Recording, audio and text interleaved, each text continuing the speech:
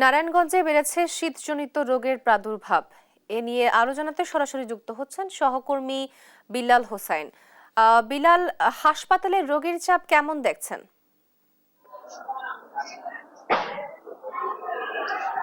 তো গত সপ্তাহে শীতের প্রকোপ বাড়ার সঙ্গে সঙ্গে কিন্তু নারায়ণগঞ্জের হাসপাতালগুলোতে এই শীতজনিত রোগীর হাসপাতালের বেশ কিছু পরিসংখ্যান পেয়েছি। হাসপাতাল কর্তৃপক্ষ বলছে যে এখন কিন্তু এই রোগীর চাপ দ্বিগুণ পরিমাণে রয়েছে, অর্থাৎ জ্বর, কাশি, নিউমোনিয়া এবং ডায়রিয়া এ ধরনের রোগীর চাপ কিন্তু হাসপাতালগুলোতে এখন কয়েক গুণ বেড়েছে। এবং হাসপাতালে আসার পরপরই আসলে যারা পরীক্ষা নিরীক্ষা করছেন, যাদেরকে মনে হচ্ছে যে হাসপাতালে ভর্তি রেখে চিকিৎসা দেওয়া দরকার, সেই ধরনের রোগীদের কিন্তু হাসপাতালে ভর্তি করা হচ্ছে, এমনটা কিন্তু আমাদেরকে হাসপাতাল সংশ্লিষ্ট কর্মকর্তারা জানিয়েছেন।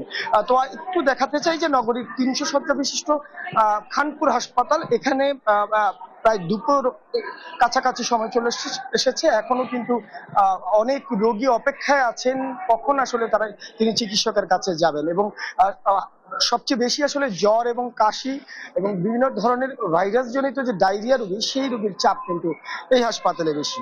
আমরা কথা বলেছি নারায়ণগঞ্জের সিভিল সার্জন মশিউর রহমানের সঙ্গে। তিনি আমাদেরকে যেটি জানিয়েছেন যে এই শীতের প্রকোপ বাড়ার কারণে আসলে মূলত রোগীর চাপ হঠাৎ করে কিছুটা বেড়ে গেছে, এবং এই শীতের প্রকোপ যদি কিছুটা কমে, সেই ক্ষেত্রে রোগীর চাপ কিছুটা কমে আসবে, এমনটা কিন্তু তিনি আমাকে জানিয়েছেন। আমরা এই মুহূর্তে আরেকটু জানবো যে নারায়ণগঞ্জের ৩০০ শয্যা বিশিষ্ট খানপুর হাসপাতালের তত্ত্বাবধায়ক আবুল বাশারের কাছ থেকে আপনার কাছে জানতে চাই, আপনাদের হাসপাতালে রোগীর কি পরিমাণ চাপ, কিভাবে সামলাচ্ছেন? ধন্যবাদ আপনাকে। আমাদের হসপিটালে প্রতিদিনই প্রায় ১,৫০০ থেকে ২,০০০ রোগী আসে, বহির্বিভাগ এবং অন্তর্বিভাগ, জরুরি বিভাগ মিলে।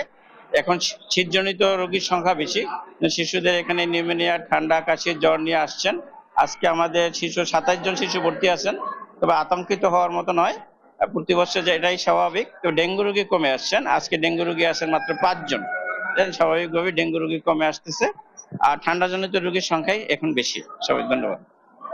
তো আরেকটি বিষয় যেটি জানিয়ে রাখতে চাই, এই শহরের বাইরে আসলে নারায়ণগঞ্জের যে গ্রাম অঞ্চলগুলো রয়েছে, সেখানে কিন্তু এই রোগী বেশি হচ্ছে, অর্থাৎ উপজেলা স্বাস্থ্য কমপ্লেক্স গুলো, সেখানে রোগীর সংখ্যাটাই অনেকটাই বেশি। বিশেষ করে নারায়ণগঞ্জ একটি শিল্প অঞ্চল হওয়ার কারণে প্রচুর মানুষ এখানে বসবাস করে, ফলে রোগীর চাপও কিন্তু হাসপাতালগুলোকে এখন সামলাতে বেশ কষ্ট হচ্ছে। তো হচ্ছে আমার কাছে নারায়ণগঞ্জ থেকে এই শীতের রোগীদের প্রকোপ নিয়ে সবশেষ। আপনাকে ধন্যবাদ। নারায়ণগঞ্জে বেড়েছে শীতজনিত রোগের প্রাদুর্ভাব এবং এ বিষয়ে জানাচ্ছিলেন আমাদের সহকর্মী বিলাল হোসাইন।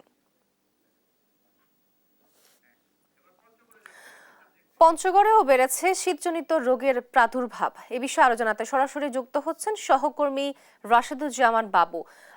বাবু, আপনি জানাবেন যে হাসপাতালের রোগীর চাপ এখন কেমন দেখছেন?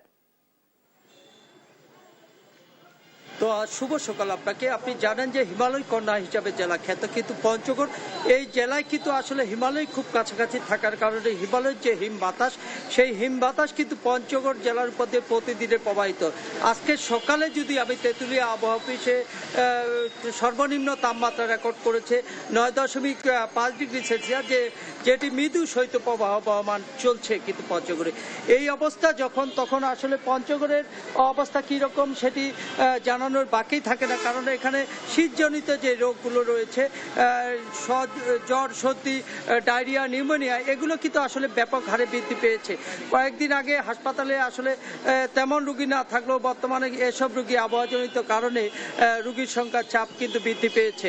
আমরা যদি এখানে কথা বলতে চাই একজন ডাক্তারের সাথে, ডাক্তার মাহবুবুর রহমান, আপনার কাছে জানতে চাই যে ডাক্তার, রোগীর যে চাপ কীরকম এখানে শীতজনিত? ধন্যবাদ। আপনারা সবাই জানেন যে সর্বোত্তর জেলা পঞ্চগড়, এবং এখানে শীতের প্রভাব অত্যন্ত বেশি, যার প্রভাব আমাদের শিশু এবং মেডিসিন ওয়ার্ডে অনেক বেশি। আমরা শিশু ওয়ার্ডে যদি বলি, প্রচুর পরিমাণে রোগী ভর্তি হচ্ছে শিশু ডায়রিয়া এবং নিউমোনিয়া, এছাড়া ব্রঙ্কিওলাইটিস নিয়ে। আমার মেডিসিন ওয়ার্ডে যদি বলি, অ্যাজমা, সিওপিডি এবং নিউমোনিয়া এবং ডায়রিয়ার রোগী ভর্তি হচ্ছে, তার বেশিরভাগই শীতের প্রভাবের জন্য। আজকে আমার সবার প্রতি পরামর্শ হচ্ছে, আমরা যেটা দেখতেছি, সবচেয়ে কনিষ্ঠ যে সদস্য পরিবারের, সবার বৃহৎ যে সদস্য, বয়োবৃদ্ধদের প্রতি এক্সট্রা কেয়ার নেবেন। তারা যাতে ঠান্ডায় অযথা ঘোরাঘুরি না করে, শিশুরা যাতে বাসি পচা কোনো খাবার না খায়, গরম গরম খাবার পরিবেশন করা হয় এবং সুষম খাবার পরিবেশন করা হয়, সেটাই আমি সবাইকে অনুরোধ করব। ধন্যবাদ আপনাকে। আমি শুনছিলাম ডাক্তার মাহবুবুল আলমের কাছে, তিনি বলছিলেন যে আসলে শীতের থেকে পরিত্রাণ পেতে অর্থাৎ রোগ থেকে পরিত্রাণ পেতে যে পরামর্শ সেটি দিচ্ছিলেন। তবে ঘটনা হচ্ছে আপনাকে বরাবরই জানাই যে পঞ্চগড় আধুনিক সদর হাসপাতালটি 100 শয্যা বিশিষ্ট। এখানে আসলে ধারণ ক্ষমতার অতিরিক্ত রোগী কিন্তু চাপ কিন্তু বরাবরই থাকে, সেটি মৌসুম যেই মৌসুমেই হোক সেই রোগীর চাপ কিন্তু অত্যন্ত বেশি থাকে। এবারও ব্যতিক্রম নয়। এই শীতকালে কিন্তু আমরা দেখেছি যে শীতজনিত রোগের কারণে অনেক রোগী কিন্তু এখানে থেকে ফেরত হয়ে চলে যায়, কারণ এখানে শয্যা সংকট রয়েছে। আরেকটি তথ্য আপনাকে জানিয়ে রাখি যে আসলে শীতজনিত রোগে গত কয়েকদিন আগে কিন্তু এখানে এক শিশুর মৃত্যুর খবর আমরা পেয়েছি এবং এর পাশাপাশি দেখেছি যে অনেকেই আসলে বিভিন্ন অসুস্থতা নিয়ে হাসপাতাল এবং ক্লিনিকগুলোতে ভর্তি হচ্ছে। এদিকে আমরা জেলা প্রশাসনের সাথে কথা বলেছি। জেলা প্রশাসক আমাকে যেমনটি জানিয়েছে যে শীত থেকে নিবারণের জন্য শীত বস্ত্র বিতরণ কিন্তু অব্যাহত রয়েছে, অর্থাৎ যতই সময় যাবে ততই কিন্তু শীতের তীব্রতা বাড়বে, এমন বলছে আবহাওয়া অফিস। এই ছিল পঞ্চগড় থেকে আমার কাছে সর্বশেষ সংবাদ। আপনাকে ধন্যবাদ।